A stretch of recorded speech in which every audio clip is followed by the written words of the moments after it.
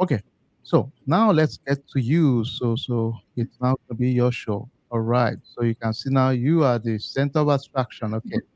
All right. So I saw a resume online, and I think you might be a fit for one of our role. They're currently looking for someone that is a compliance analyst that can come in, help us to mitigate some existing compliance issue we've had, help us to build some procedures around the business also. If you don't mind, can you walk us through your experience and what you've done in general? Yeah, sure, definitely. So my name is Soso, and I have about 3 years experience in providing first and second level of defense in terms of managing risk, implementing compliance initiatives, and in third party and GRC, third party management and GRC programs. So prior to my noun experience, I have a background working as a vendor management coordinator alongside other roles that I would say were customer trust focused. So basically, for those roles or positions, I was part of, or I was the initial point of contact, part of a frontline team where we would handle any GRC related inquiries, tasks, or questions that our customers had, or in just providing general assistance to them. So some of those tasks or queries could include providing or rather collecting initial compliance documentation, responding to security questionnaires or queries that our customers might have. So, for example, they might want to know about our third party management program, how we handle our third parties and suppliers, because depending on our client relationship, our organization's third parties might become fourth parties for them, or maybe they want more information on how often we conduct third party audits to be compliant with standards like SOC 2, PCI DSS, and so forth. So we provide them with that information, or even in situations where we've been onboarded or contracted, my team and I were still in that picture in the sense of if we're having a long term relationship with this particular customer or vendor, we would.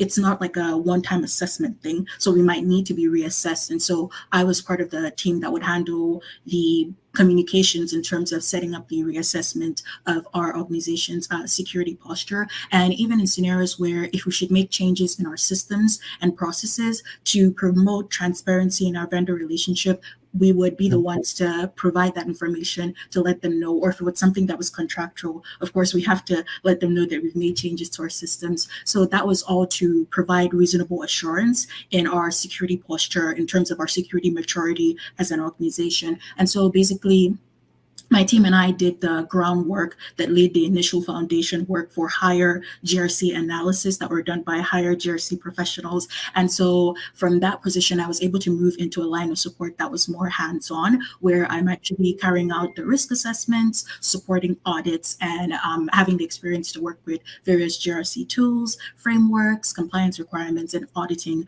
standards. So that's just like a brief overview of my experience. And with that, I've had the experience of working, I would say, in dual positions where I have worked on the side of a client who's sending out security questionnaires to a service organization. And I've also worked in a situation where I'm focusing on like internal risk management. And I've also been on Yeah. the service organization who's responding to those security questionnaires that are being sent. And if it's fine with you, I can just give like a brief end-to-end process there of both sides of that.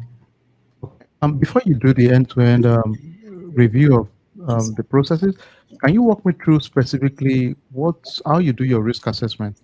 Yeah, sure, definitely. So for the risk assessment, if it's, and just to make sure I'm understanding, would you want it in terms of third party risk assessment or more like internal? Um, we do the third-party risk assessment, if you don't mind, please. Sure, definitely. So for that, the first thing normally the process would be I would be assigned a vendor, and it can be a scenario where I'm working with like 11 vendors simultaneously. But irrespective of that, I would first of all send out the assessment, where that's the not the assessment, the security questionnaire to them using Yeah. the GRC tool or Excel if it's like a manual method. And the purpose of that really depends on the client relationship that we're having. So the questionnaires, in terms of the questions that I'm trying to ask, or the triage to get more information, will be based on the relationship we're having with that particular vendor. So if it's something where the vendor is having access to like our critical systems and data, we would focus a lot on data governance. So we look at things like how is the data going to be handled, what is the data disposal retention policies, and that might tilt us towards like access controls in terms of role-based access controls. Do they have any segregation of duties, change management systems, or if high availability is like a priority for us, we would focus on their disaster recovery plans. Do they have any data resilience in place in terms of redundancy measures, backups, incident response plans? Do they have RTOs and RPOs in reference to, if we're supposed to have like an incident happen, how much data would we lose? How long would it take us to go back to like operating standards and the downtime that would be expected? So it really just depends on the kind of relationship we're going to have with the vendor. So we curate the questionnaire in that path, and once that's completed, in terms of getting the information and trying to understand things properly, I try to establish a clear communication channel between myself, the vendor representative, and the stakeholders, internal stakeholders. So that can be like the business owners, who most of the time they're the ones relying on the services from that vendor. So I generally just try to create good communication channels as we go back and forth during that stage. And if there are any gaps or deficiencies that I see in their systems and operations, I raise those gaps and deficiencies, or I raise them as a risk. And if it's something where I let the vendor know that, okay, this is something that I think is non-compliant, if they are not like compliant in regards to mitigating that risk, I then escalate it over to, the line manager. Well, first of all, I try to find like common ground first, but if that Okay. doesn't work, then I send it over to the line manager so that it becomes more of a business decision to see if they want to still go ahead with having a relationship with that vendor. But if they do Okay. agree and are compliant with remediation, we start the remediation efforts of just communicating and setting a timeline for them to close the gap. So if it's something that's critical, probably 0 to 90 days, or something on the medium low end, probably 0 to 100 days, but really just Okay. depends on there. Yeah. Okay. Excellent. What would you say has been your most proud moment as a GRC analyst or compliance analyst? Yeah, I would say one of the most proud moments would be for one of the companies or clients that I was working with. We were preparing for an external audit to get a SOC 2 Type 2 report. And Yeah. I was part of the team who we were handling, establishing the proper communication channels and defining the scope of the audit, the systems and the services that were going to be tested or assessed, and also identifying the controls that were applicable to the trust service criteria, Yeah. security, availability, integrity, confidentiality, and I forgot the last one now, but we were basically, that was what we were focused on doing on there. So why I was proud of that was because it took like a 6 month period for preparation in regards to doing a gap analysis, comparing the controls we had in place Yeah. over to the SOC recommendations. And it wasn't something that we had to like follow to the T. So we also had to, like keep an eye for the viability of compensating controls. So it was something that did take like a long period of time in terms of preparation due to the complexity of the controls, because the scope of the audit was focused on data and privacy. So our data Okay. security privacy measures. But at the end of the report, or at the end of the audit, we did get an unqualified report. So that was good on there in regards to Okay.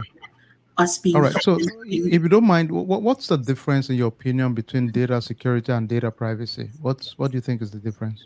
yeah, I would say the difference to me, I would say data privacy, firstly, is making sure that there isn't like unauthorized access nor disclosure of data, and making sure that we're being compliant to data privacy regulations. So that's what I would Mhm. say data privacy is. And then data security, I think it's more in terms of making sure that there are measures and standards that actually protect the data and the infrastructure where the data is being stored. Like, for example, we can look at things like, is your data encrypted? Like, for example, Yeah. encryption standards, TLS for data in transit and AES for data at rest. So that's what I would say would be the difference there. All right. Excellent. Do you have any questions for us? Yes. So, from my understanding, the role is going to work in the Data Risk Management Center of Excellence. Are there anything or things in particular that there's going to be like a focus on in regards to promoting that security conscious environment for data and privacy management? Yeah, I think you hit the nail for us because the fact that we have subsidiaries in Europe and in Asia. So there are regulations in Japan for data privacy, in Europe, GDPR. In the States, we have Texas Privacy Act for citizens or residents of Texas. The same thing for California CCPA. So All of those are very important to us. We need a very clear path towards privacy across regions, states, and locality also. So we need someone that can come in there and give us best practices in terms of implementing privacy within our environment. Thank you. Any other question? No, not at the moment, no. All right, let's give it up for So.